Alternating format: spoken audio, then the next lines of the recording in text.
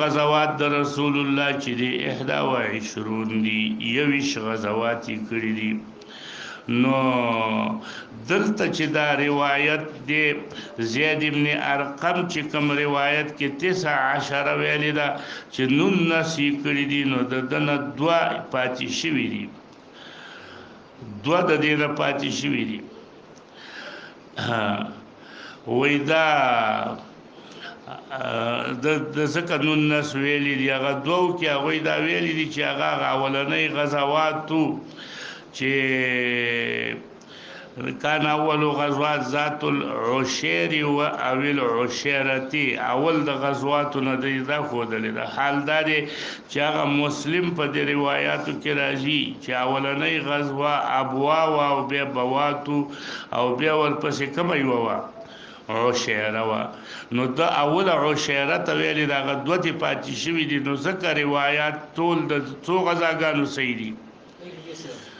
د 11 د 21 غزوات روایت صحیح دي ځکه عشيره چې دا سومه غزوه وا درېمه غزوه وا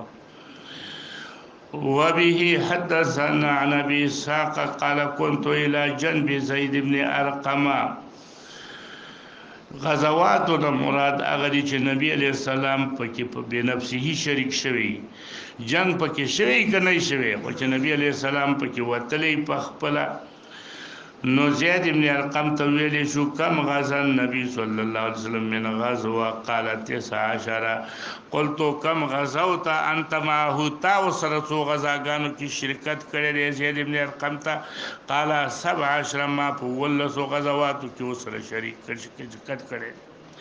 ولس غزواتو کې ما ورته اولنۍ غزا کما یو واغي ویل ذات العشيري یا ویل العشيرتي نو د دې نه معلومیږي چې دغه دوه غزوات چې کوم اولنی واغي پری کړي باب ما جاء في الصف والتعيء عند القتال دا تعبئه والتعبئه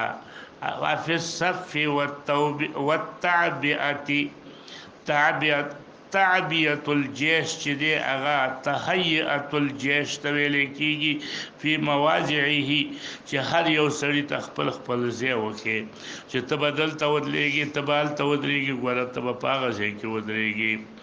نو هغه تهيئ د دې لخر په مواضعه ترتیب الجيش في مواضعه